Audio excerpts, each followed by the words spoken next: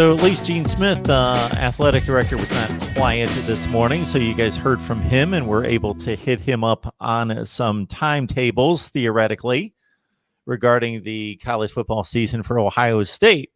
So what did Gene Smith bring us? We'll start with Steve. We'll go to Tony and then to Kevin. Yeah, he answered questions for almost an hour, and there were a lot of different angles that were probed. And obviously, it's impossible for him to put a date certain on anything. I think until the medical experts nationally and in each locality have come to a consensus that it's okay to come back out of our homes. At this point, it'd be impossible to say that they can start practicing for the fall season on June 1st, July 1st, or whatever.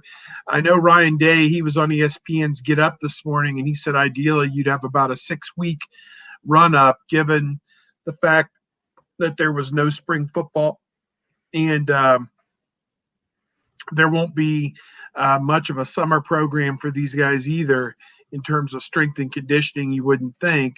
So he thinks it would probably be in addition to the usual 4 weeks of preseason camp starting on August the 1st for a September the 5th startup of the season, that you might want to start a couple of weeks earlier, which in theory would be there to allow the athletes to get in shape and get ready for the upcoming season. But again, until you get to that point that you are certain from a medical standpoint that it's safe to congregate again, it's impossible to predict when that's going to happen. So it's April the 10th. They still got several months to sort this out. The indications are that the models seem to be moving in the right direction. But again, this is just a one day at a time approach.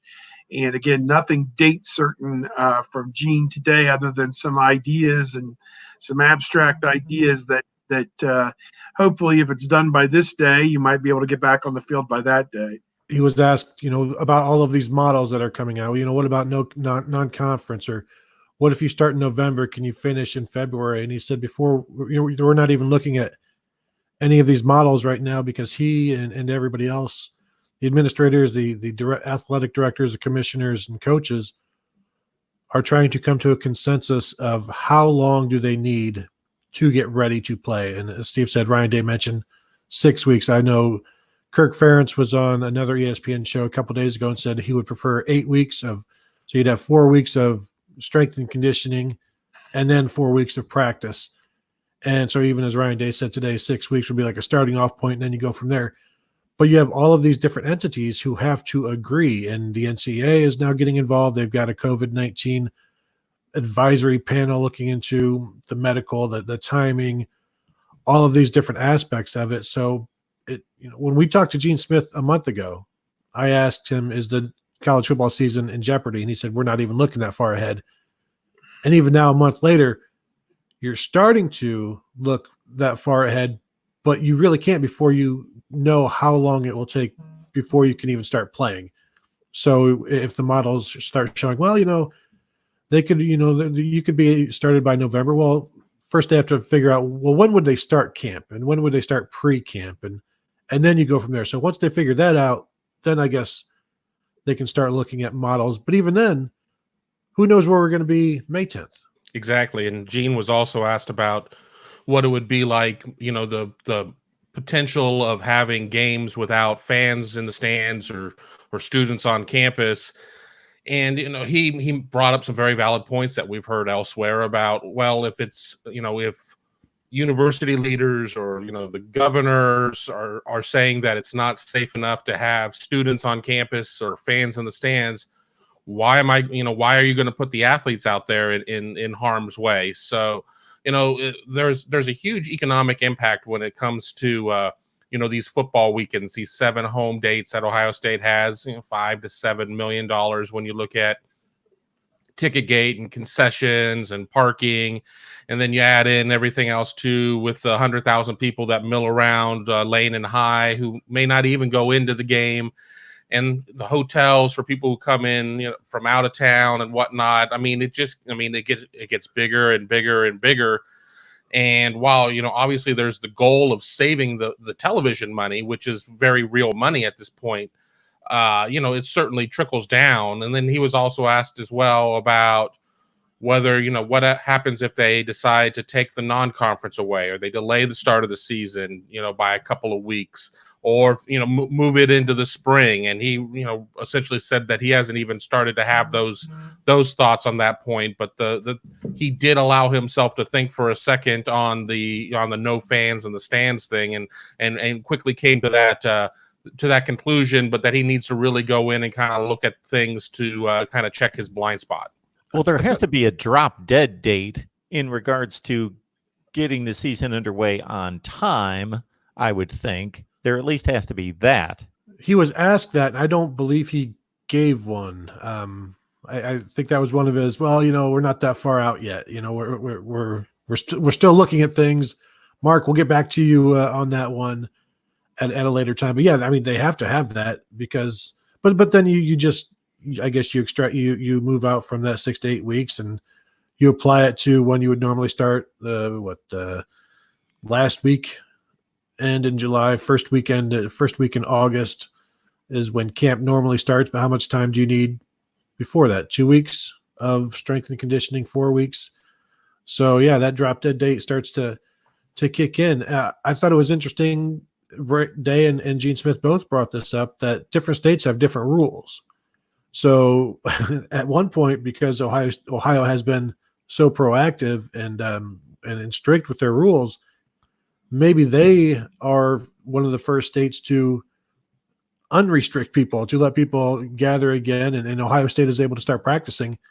But then you've got, say, Michigan, who is still 4 weeks away from being able to do the same thing or something like that. And so there's some unfair things going on there, which is why the NCAA is also going to get involved. But somebody brought up on the call, imagine if this happened instead of when it did. Imagine if it happened late in the season of college football, and now you've got some teams that can bring back more players and more seniors, and how unfair that would be to other teams. And Gene Smith acknowledged, like, well, things are just different with football, and you can go ahead and okay the fact that Ohio State baseball is going to have 2 20-person freshman classes or whatever consecutively, and they'll figure out a way to do it. But if you had a whole like senior class that was allowed to come back, and some schools like Wisconsin, they're not going to foot the bill. They're not going to allow the spring seniors to come back. And so some schools allow it, some schools don't. For the schools that do, that becomes an unfair advantage. And then, there would be some people complaining like, well, it's not fair for us because we can't afford it. So why can you? And then there would have been just a whole bigger issue of yelling and screaming at that point. So I guess it's not that it's ever good that this happened, but there's less drama, if you can say that, happening now than if it happened in November. Yeah, the models that were released over the last day or two are very encouraging. It's still horrible, and we're at the peak of it right now, but they've been upgraded considerably based on what I saw from a number of sources just in the last couple of days, and we're at that tipping point to where it's supposed to, if people continue to do the right things, supposed to plunge pretty considerably over the next 3 to 4 weeks. But at the same time, there are always going to be people out there that are asymptomatic that have it to some degree.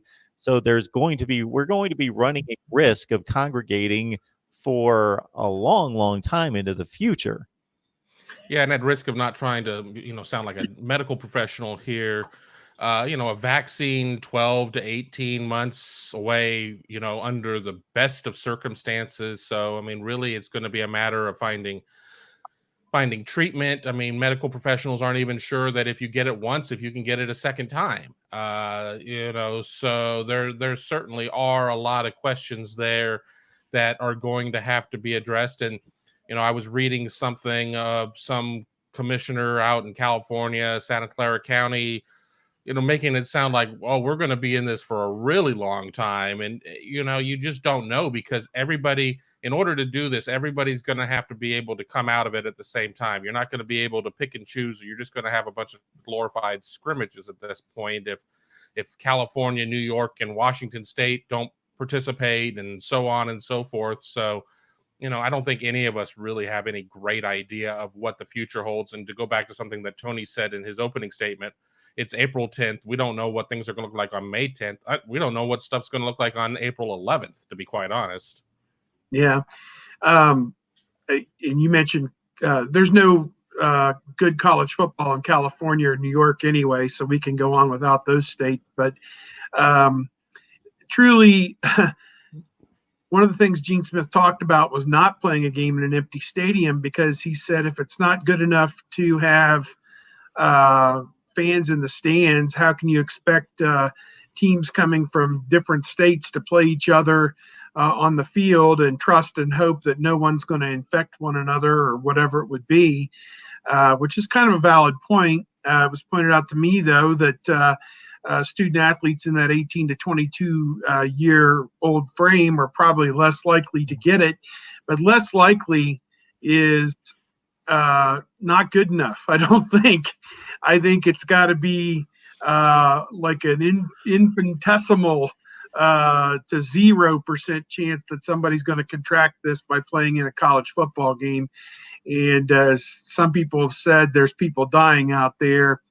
And as other people have said, we're just trying to keep you safe. So I think we're looking at playing the long game on this one and not having anything resolved quicker rather than or sooner rather than later.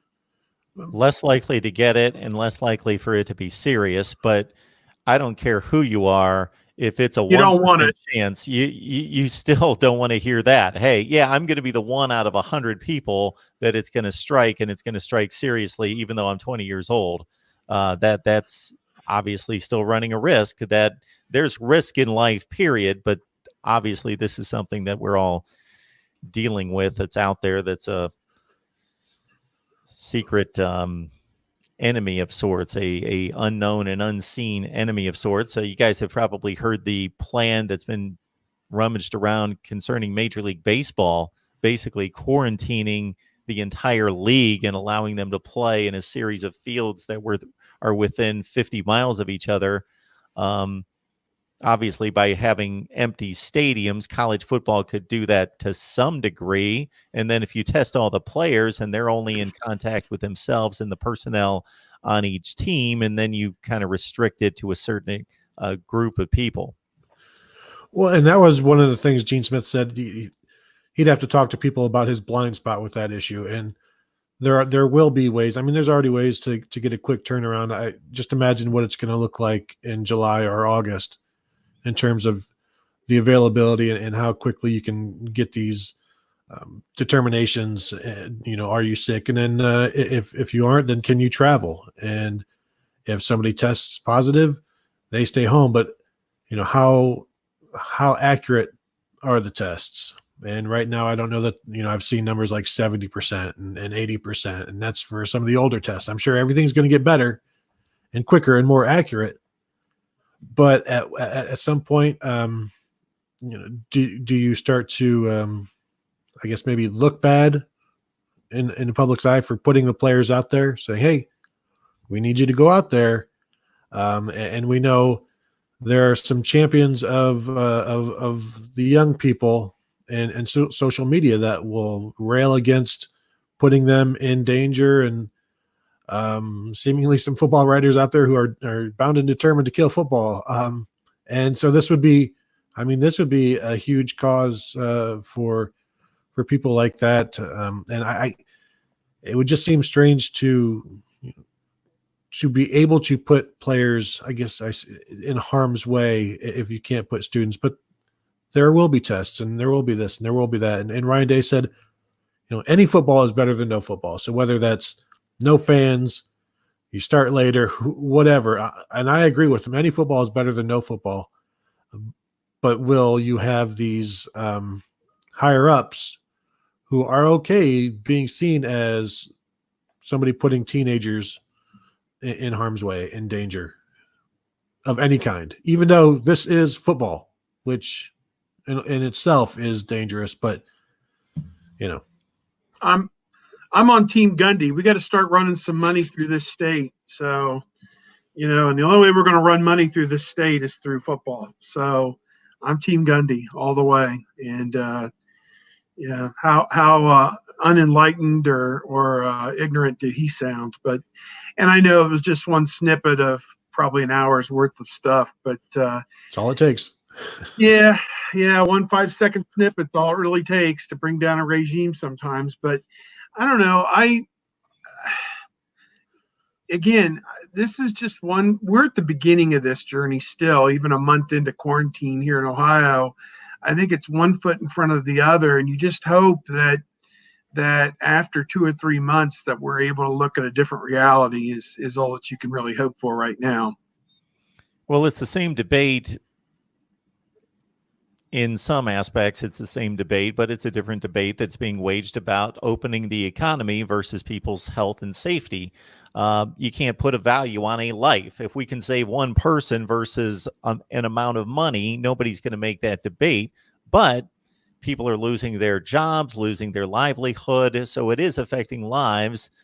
And so there's a decision to be made. There's a balance to be made, a reasonable amount of safety. Okay, what can we do, and what can we do to restrict the normal flow of life and business out there that's going to reopen our society, but at a certain rate, at a certain pace that makes it as reasonably healthy and safe as possible.